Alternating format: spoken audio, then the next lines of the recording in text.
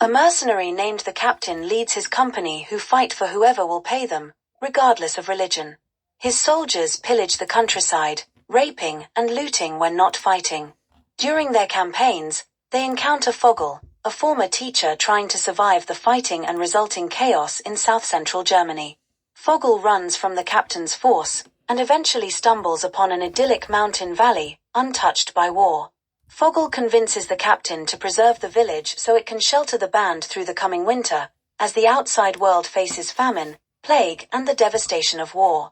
The captain agrees, but kills Korski, one of his own men, without warning when the latter objects to the idea of desertion. The local headman, Grubber, submits, after obtaining the best terms he can.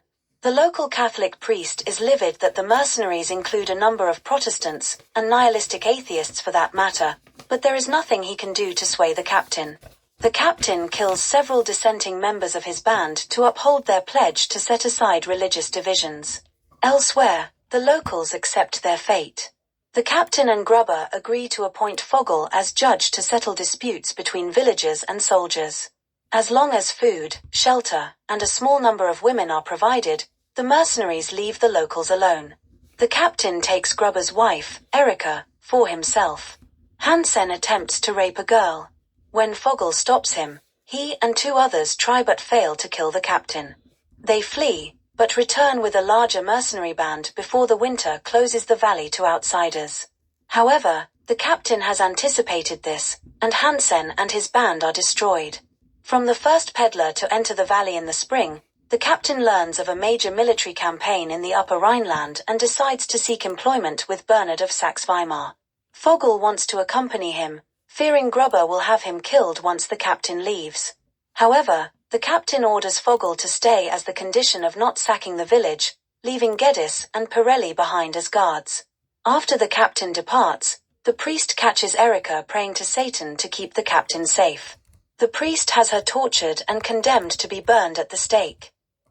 Fogel demands of the priest why, when she had confessed, and the priest replies that it was to drive the devil out of her, she's truly saved. To spare her further suffering, Fogel volunteers to tie her up, so he can secretly knife her just before her body is consigned to the flames. Enraged, Geddes pushes the priest into the fire and holds him there, killing them both. Meanwhile, the captain and his men fight in a night assault on a fortified city.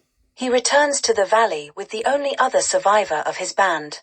Fogel tries to warn him, but the captain rides into an ambush set by Grubber. The captain, however, is dying of his wounds, so there is no fighting. He tells Fogel, "You were right. I was wrong." Inga, a young woman who has fallen in love with Fogel, wants to leave with him, but he tells her to stay, and walks off alone.